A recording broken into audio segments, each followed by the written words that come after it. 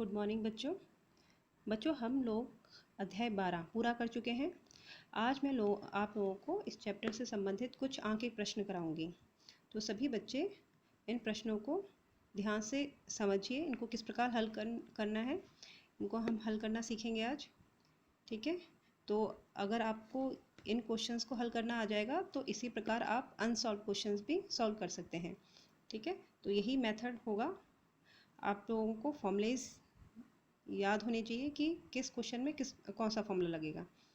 ठीक है, तो सभी बच्चे इस चैप्टर में जो भी फॉर्मूले आए हैं उन फॉर्मूलेज को सब याद करिए। सभी जो भौतिक राशियाँ आई हैं उनके मात्रक याद करिए। राइट, तो एक एक करके हम प्रश्न लेते हैं। पहला प्रश्न है, एक चालक तार का प्रतिरोध 10 ओम है।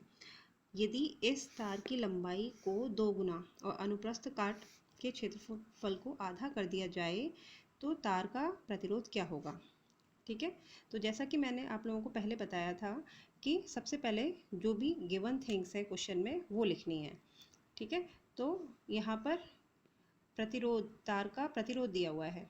ठीक है, तो इसको सॉल्व करने के लिए पहले हम चालक तार की लंबाई ले लेते हैं L।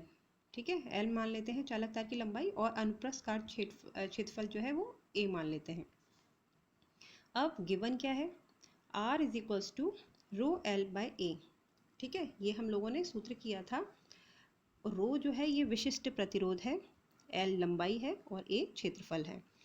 ये दिया हुआ है तार का प्रतिरोध जो है, चालक तार का प्रतिरोध, ये गिवन है 10 ओम। राइट, इसको नंबर 1 लिख देते हैं। अब यहाँ पर क्वेश्चन के अकॉर्डिंग जो तार की लंबाई है वो दोगुनी कर दी है और अनुप्रस्थ काट क्षेत्रफल जो है वो आधा कर दिया गया है। ठीक है, तो नई तार की लंबाई L डैश ले लेते हैं जो कि 2L के बराबर है, दोगुनी है, और क्षेत्रफल जो है वो आधा हो जाता है, A डैश मान लेते हैं नया क्षेत्रफल, और ये A बाय 2 है। ठीक है, ये अकॉर्डिंग टू क्वेश्चन है, जो क्वेश्चन में कहा गया है वही हमने यहाँ पर लिया है। अब नया प्रतिरोध जो है उसको R डैश से हमने चिन्हित कर दिया। R dash is equals to rho L dash by A dash. Rho बच्चों यहाँ पर नहीं बदलेगा, रो जो है यहाँ पर भी रो लिया है और यहाँ पर भी रो लिया है, क्योंकि पदार्थ की विशेषता होती है, पदार्थ नहीं बदला है, उसकी लंबाई और क्षेत्रफल बदला है। ठीक है, तो रो को हम रो ही रखेंगे, ये नया नहीं होगा।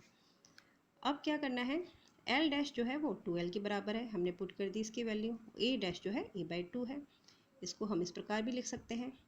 2 जो है ये ऊपर चला जाएगा न्यूमरेटर में, तो 4 हो जाएगा। ठीक है, तो यहाँ पर हो गया ये 4 multiply rho L by A, इसको हमने अलग से लिख दिया।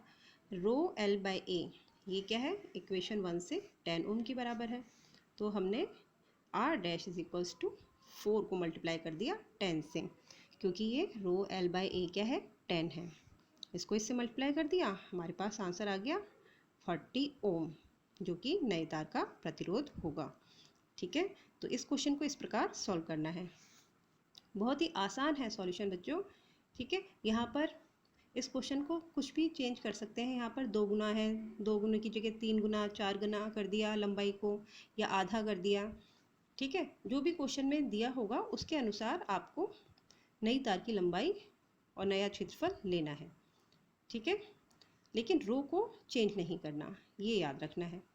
ठीक है, तो क्वेश्चन में किसी भी तरीके से घुमाकर पूछा जाए, आपको यही इसी प्रकार से इसको सॉल्व करना है।